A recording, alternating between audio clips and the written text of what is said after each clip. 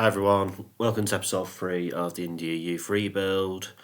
As we saw in the last episode, first time we'd actually qualified for one of the major competitions. So obviously we have the Euros, Europe, in Asia they have the Asian Cup, and we qualified. And as you can see, we actually managed to get through the group stage, which was amazing, and took Syria to extra time. Weren't too far off actually getting a bit further forward, so actually really happy with that. I didn't play any against because I didn't really expect that much from it, to be honest.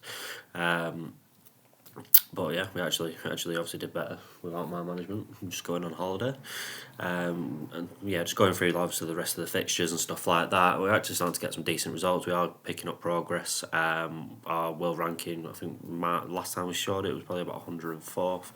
As you can see, we are going up and up at the moment. Quick look through some of the players. Harsh Mandal's. We saw in the last episode that Benfica were actually after him. Strangely enough, he went to Porto. Hasn't really played for Porto, but he's now on loan at Celtic. This is really the only one that has joined one of the top leagues, top nations, top clubs. We have got a couple of players in the English league. I'm going to have a quick click through some of these guys. So Jonathan Tamang there is one, which I'm sure you'll see in a minute. And Ram Pereira, two players who play in the English league. Jonathan Tamang was a Liverpool player, now plays like Doncaster, something like that. And Ram Pereira started off at Gillingham. Both agreed to play for India, thankfully. Both attackers, both got some really good stats and absolutely helping us progress forward. Prashant Mahato is someone that we looked at earlier, previous episode. He agreed to play for India. He's only 18 at the moment, but he is actually developing a lot, probably because he's at Sevilla. So that's working out really well. And yeah, like I say, a lot of the players are starting to go Anglo now. He's got 135 potential. He's now up to 84. He's grown quite a bit. We've got some players who just aren't growing at all. Ashif Dev, obviously one of our star strikers, came in at 15 years old. 6 years later, he's not really improved much, unfortunately, despite having the potential to do it. And because of that, he's actually dropping out of the team. Players like Ram Pereira, as you can see here, 16 years old, was absolutely fantastic.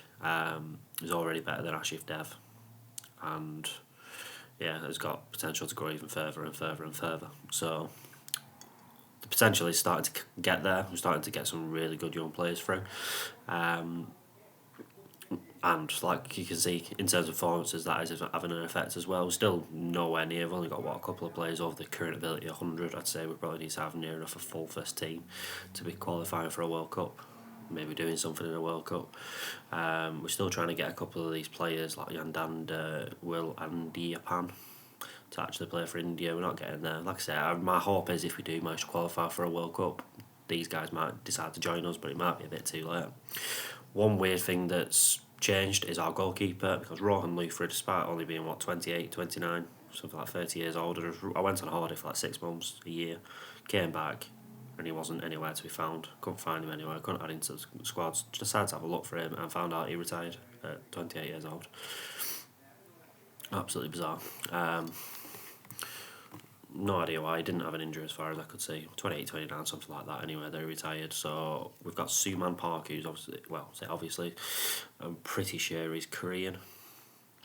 But yeah, he's decided to play for us. From memory, he's Korean.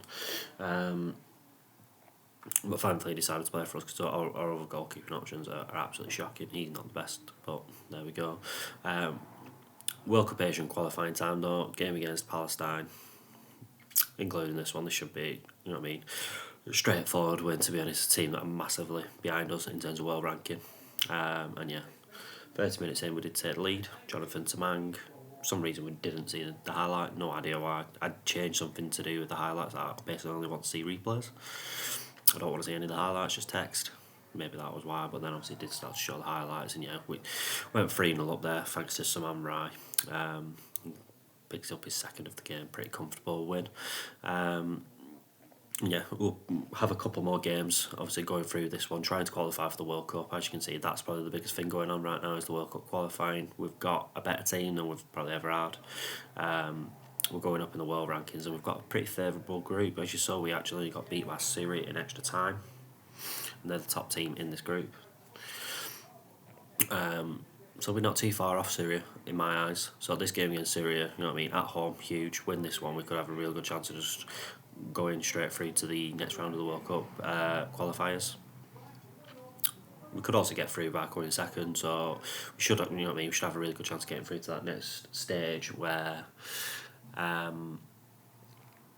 basically I think it's like the top, I can't remember, when we go through to the group we'll have a lot, but it's something like, you know what I mean, the top 6 out of 8 or something like that qualify for the World Cup. So some of the teams have to go through like playoff games after the next group stage. It's pretty complicated, but yeah, we should have a good chance of getting second place in this initial qualifier to get through to the next group stage of the qualifier.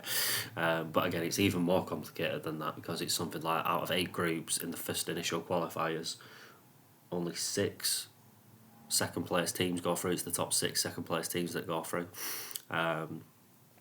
So yeah, basically we need to pick up as many points as we can. I don't see us finishing any lower than second, looking at the group that we've got.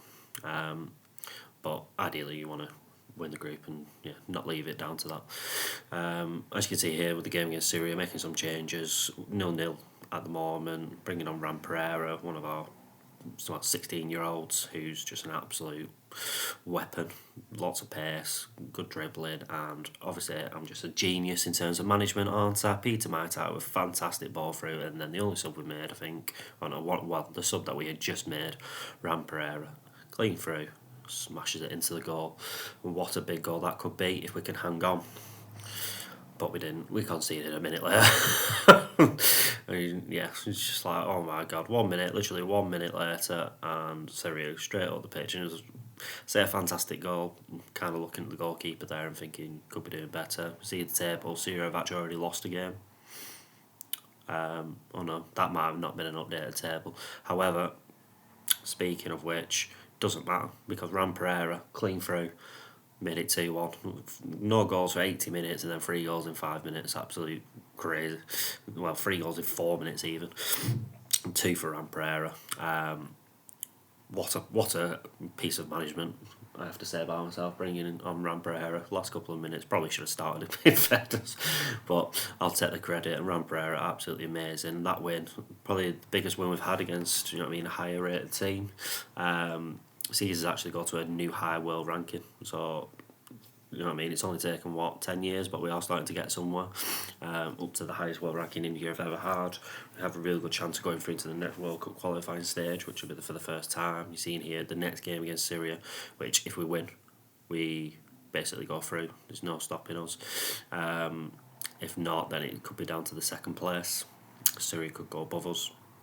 And then 9 minutes in, we do go 1-0 down, and then literally 2 minutes later, Syria got a penalty, and then we're 2-0 down, and looking like second place it is going to be. And obviously, as I said before, second place all comes down to which 6 teams have the highest points. So I'm going to be honest, I haven't looked, I haven't checked. We came second. As you can see, we've got a queue next to our name, which kind of spoils it. We're on the same points as Syria, to be honest. We only lost 1 game, which was against Syria. Literally just got done on goal difference. So yeah, as we should have really we got through in that second place spot, and we'll be going through to the next qualifying stage, which, as I said, I'm pretty sure there's 8 teams and 4 go through. I can't remember. It might be 6 teams or 4 go through. I can't remember. Well, I'm pretty sure. I'm sure you in a minute. Yeah, so there's 6 teams. Like I said, I'm pretty sure there's 4 that go through. If you finish in 4th and 5th, you go into a qualifier. Both groups go into like some playoffs, and like if you finish in 4th, I believe you just have to play the 1 game, and if you win it, you go through. Something like that. If you finish in 5th, you have to play 2 games, and you basically have to win both to go through. So yeah, not exactly the most straightforward in terms of how you qualify, but looking at those qualifiers that we're in, we've got a fairly difficult group. Obviously, all those teams are higher rated than us. There's not really any games there that we can really expect to win, but you never know, because potentially could just finish in 5th. We could somehow still get a chance of getting through. So we just gotta try and pick up as many points as you can. I hope we won't finish bottom of the group. It is our first time in this though, so we'll see. But obviously the main goal of this series, of this video, is for us to get to the World Cup. So but yeah, as you're seeing in the background, we have had a couple of those qualifiers and we haven't done fantastically well. Drawn 1 but lost, drawn 2 but lost 3. again, as kind of expected, though, we're losing against much bigger teams. This is when I decided to look at how you'd actually qualify. So the team in fourth qualifies for the first playoff round, team in fifth qualifies for the playoff second round, and the top three teams should qualify. Okay, so I'm thinking at that stage, we're not going to get the top three, especially the way that we started. It's just not going to happen. But looking at fourth and fifth, that is definitely a possibility. Then I look at the team and look at what we're doing, and we're getting some real good progression. Hoshman Dal's time in Europe didn't last long. He ended up going to Al Hilal. Might be good though, because he wasn't getting any game time, and his development was starting to drop a bit. But since he's been at Al Hilal for the past 2 seasons, he's gone back up, thankfully. Jonathan Tamang, who's growing a lot. Pretic Fernandez, Mai Tai, Agnello, Knight, they're all starting to get towards that 100 mark, and we're getting a really strong team. So who knows? We might actually have a chance if we keep on maybe getting these players growing, and maybe just one more player.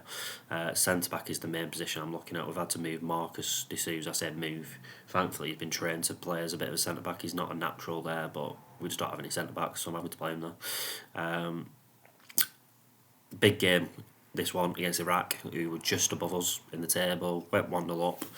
That's Peter Maitai, really good goal, but straight away, as we've seen in a couple of these games already, we can't keep a lead for very long. And Iraq equalised with a penalty, giving away quite a lot of penalties as well. We don't really seem to get many. But we seem to be full of goals at the moment. Jonathan Tamang and Ram Pereira, 2 of the youngsters that have come through from the English leagues that have decided to play for us, lower league English leagues as well. They're just absolutely smashing it. And it didn't even stop there. We actually, I just said that we never get penalties, and then we get a penalty. Harsh Mandal popping it into the bottom corner. We're 3-1 up against Iraq, who I'm pretty sure was something like 50, 60 in the world, compared to us being 90th.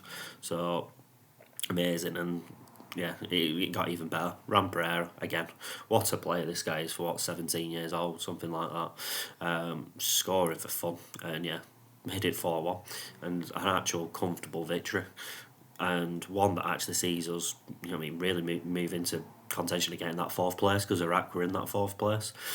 Then we go away against Syria. You will have seen in the initial qualifiers, lost 3-0. Went 1-0 up, so much better start, but yeah, equaliser. Near enough straight away, as per usual. But then we actually did take the lead, and it really does show the progression. In a year ago we were getting beat 3-0 by Syria at home. Now 2-1 up with only 23 minutes left of the game. And to be honest, looking at the stats, we deserve to be in that position as well. We deserve to be winning. The addition of players like Ram Pereira and Jonathan Tamanga has been huge though, hasn't it? So that would be the main reason. But it would have been an absolute huge victory. Unfortunately, couldn't hold on. Syria did get a goal, and it was Marcus D'Souza. As I said, he's recently made a change to play at centre back for us. He's not a natural in that position, and a bit of a shocker from him putting it into his own net and losing us a big 2 points. Still, would have took a draw at the start of the game. As you can see, we're actually still in 4th place. There's not loads of games left. There's those 3 games there left, I think, and that's it. And we played Iraq and beat him. Qatar might have a chance, don't know. Iran, probably a bit too strong for us, but you never know. 3 games left, maybe if we get 1 win, 1 draw, we might have enough. So, let's see where we get to. Qatar at home, this for me was probably one of the biggest games. Qatar have obviously got a decent team. Looking at them in the table, though, they were the bottom. Only have 3 points, and we're at home, so we've got to get a win here.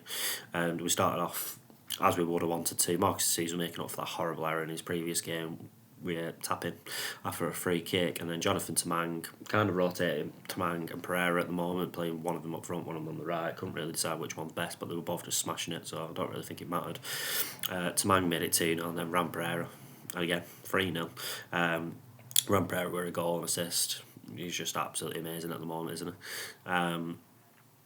And I will at some point show his stats again, show his goals and stuff like that. He's just, well, there he is. 12 caps, 5 goals. He hadn't really done anything for his first few caps. He's only 18 years old. But he's just absolutely smashed it over the last couple of games, and really when we needed him to.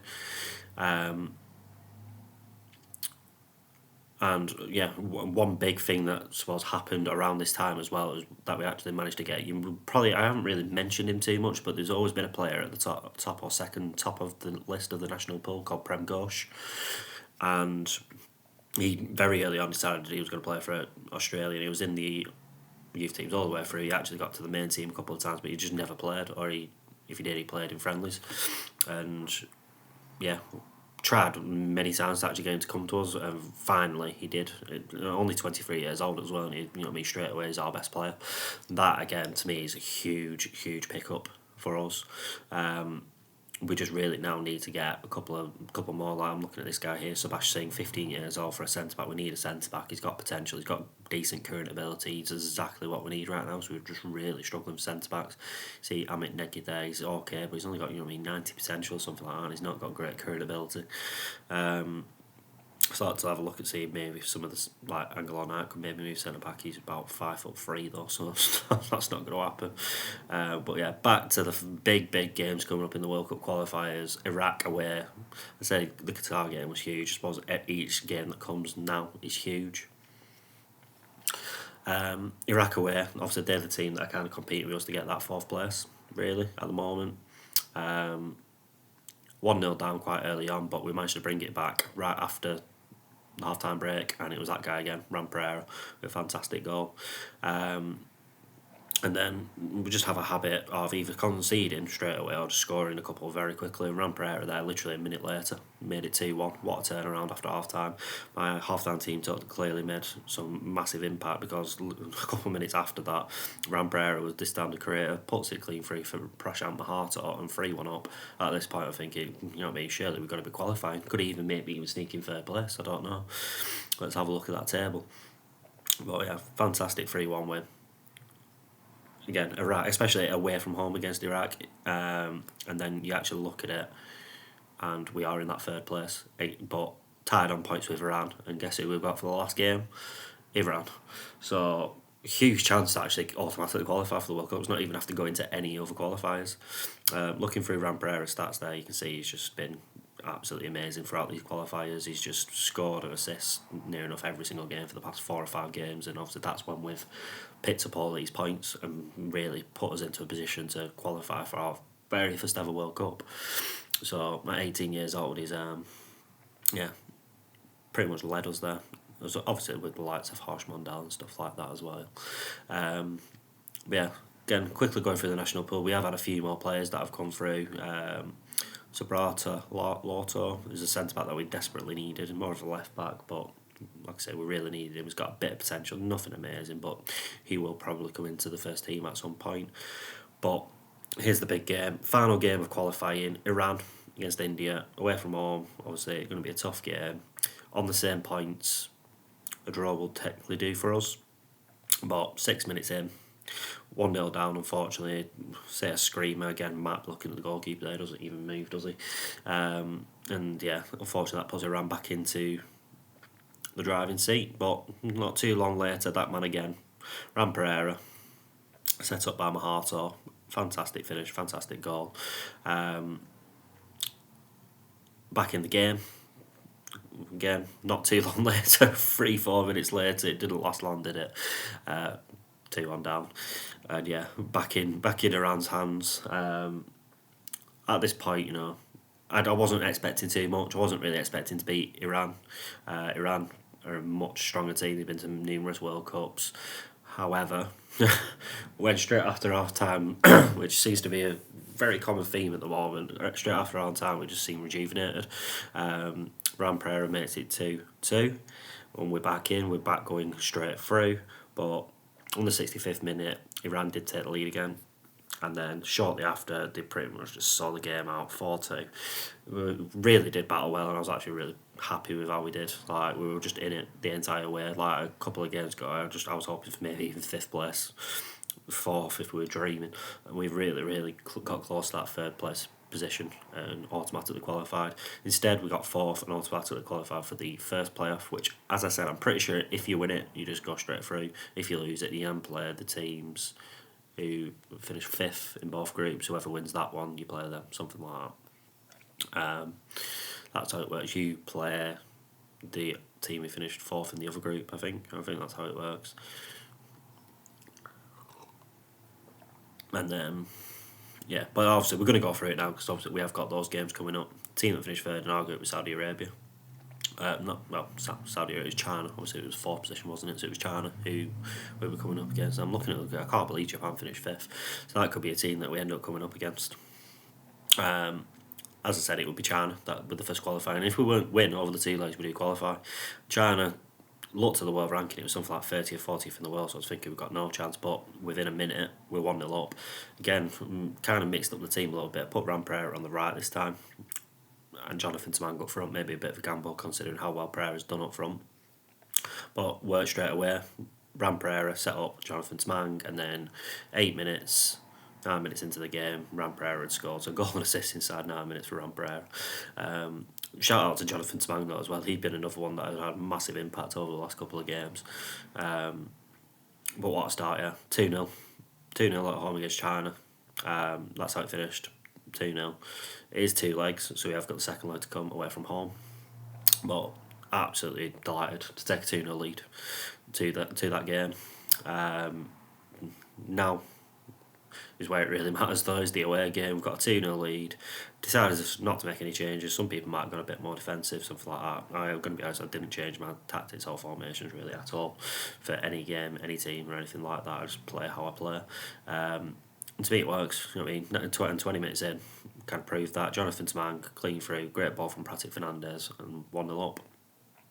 And again, not too long after that, another goal, and it was Jonathan Tamang again. Fantastic goal, fantastic finish.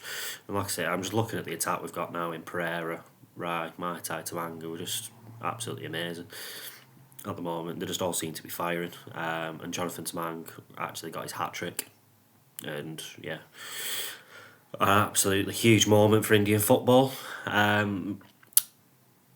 5-1 aggregate win against China. Obviously, China did get a consolation back, which obviously made absolutely no difference. What a win. You know what I mean? Winning 3-1 away from China, I was not expecting that at all. Hat-trick for Jonathan Tamang. But then you look at the stats as well. We had higher XG, less possession, but I mean, and less shots, but higher XG. That's the main stat I look at, is the XG. Are we creating more chances than our opponents? We are. You know what I mean? And we're playing against teams that are technically above us, teams that have qualified for the World Cups in the past, and we're beating them. And we're outplaying them, so we are getting somewhere.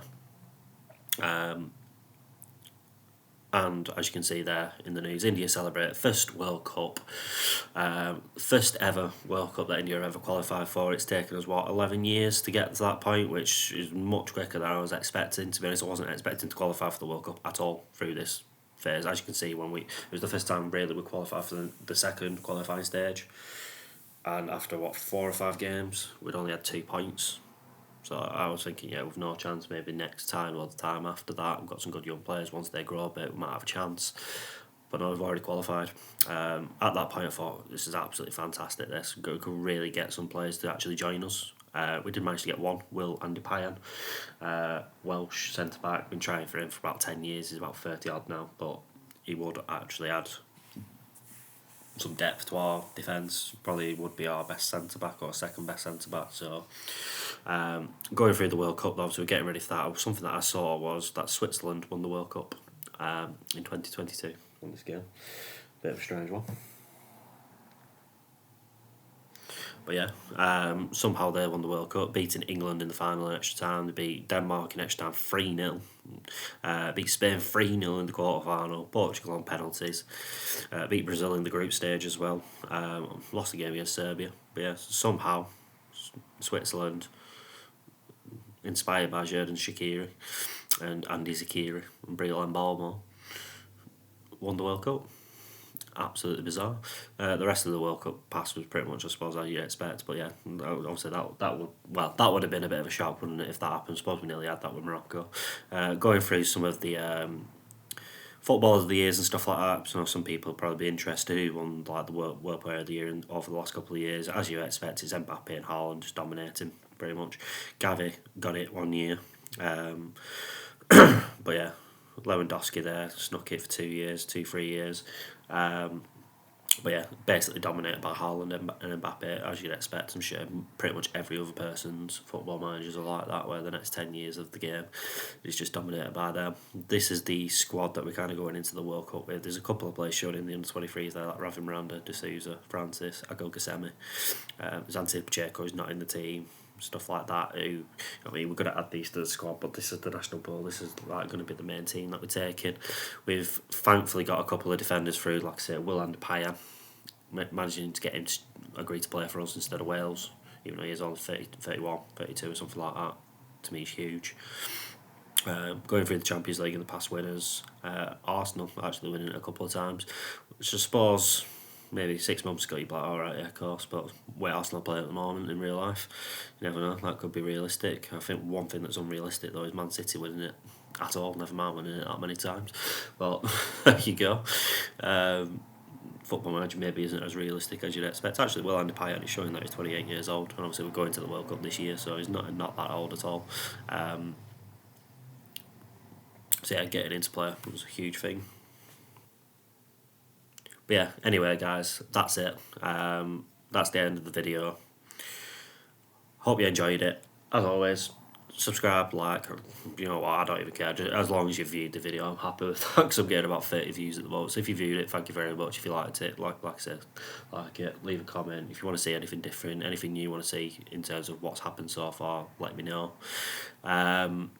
Next video will obviously be the World Cup, so episode 4 will be the World Cup, how we get on. It's a strange one, there's only 3 teams in our group, Italy and Jamaica. I'd fancy our chances maybe to beat Jamaica, so like I said, let's see what happens. But yeah, we're obviously starting to get somewhere now. But yeah, make sure you keep an eye out for the next video, that'll be coming out in the next couple of days. So yeah, see you guys in a bit, bye.